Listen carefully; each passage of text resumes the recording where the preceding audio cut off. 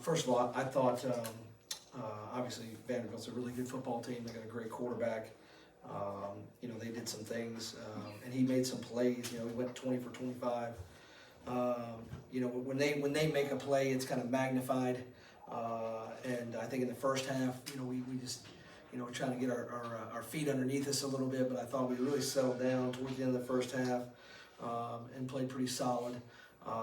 I thought we really showed up and played kind of our brand the last probably 40 minutes of the game. I thought we had some great physical brutality. I thought Justin Waters really laid the wood a couple times, and I thought we really played hard. And it was fun to coach a team, even though we were down, that never wavered or there was no sense of frustration on the sideline. It was a lot of encouragement. It was a lot of guys, coaching guys, trying to get guys better. And obviously in the fourth quarter we played a lot of guys. So good for us to make a big field goal at the end. I'm really excited for Zach. I think that helps his confidence. It helps our whole team's confidence in him. And we got to clean a couple things up offensively. We had a couple drives going, got the ball, across the 50 a couple times. That's when the turnovers happened, and some things we can clean up and not self-inflict. But overall, really happy, I think, with the effort and a lot of the execution that we played with. Coach, the challenge, Vanderbilt starts with the ball, and I think Pavia was 6 of his first 7, and 2 of those were touchdowns. Sure. That kind of start, kind of tough to catch up at that point when they get off to such a strong start? Yeah, I think you're trying to survive. If you look at their record or their points last year, they're like plus 40 over the whole season last year in the first quarter. So we know they're a fast starting team, and obviously Diego's a big part of that.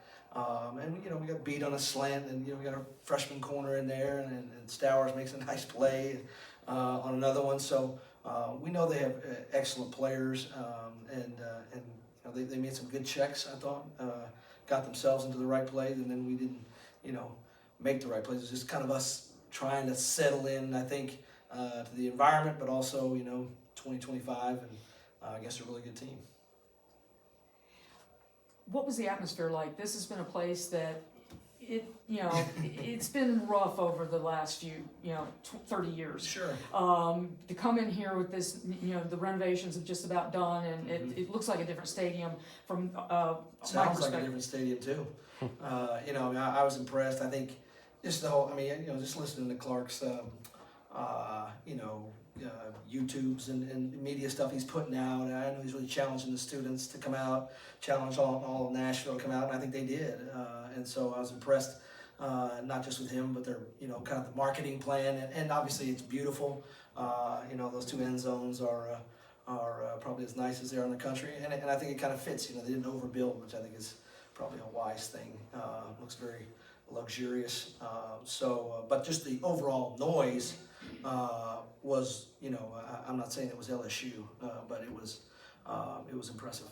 How much does this maybe help you as you try to have this kind of atmosphere in this opener to try and build and correct mistakes going forward?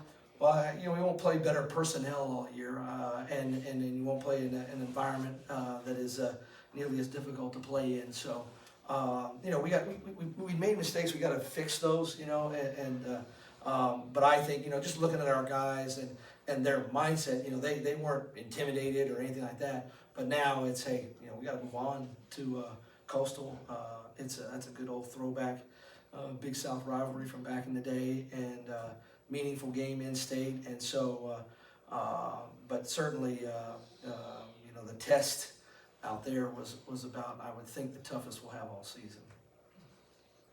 Just with how much pressure I would get on Pavia early in the game with Mylan Bowen and a lot of new people up front, what was that like for you in the program kind of moving forward? Yeah, Mylan is, we I would like to say we drew several fouls, what I'm saying? Maybe we didn't get the sacks, but we got the holding penalties, and we're able to back them up. And Mylan, if you were to walk in this room, I don't know that you would go, you wouldn't be in awe of his stature, but you're definitely in awe of his heart. Him and David Portu and Malik, that's a 3 kind of headed good edge rushing crew right there. So we really challenged our guys. Diego's such a difficult guy to contain in the pocket, and we just crushed him all week on, hey, we got a quad rush, we got to move this, you know, and rush together. So I was really proud of the production. You know, it's one thing to call it and you think you got a good idea. It's another thing to see it actually come to fruition and produce on the field.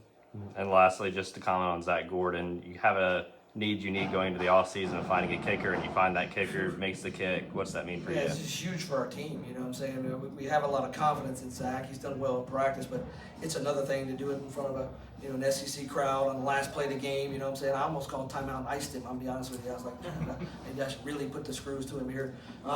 So that was exciting, I think, for our team.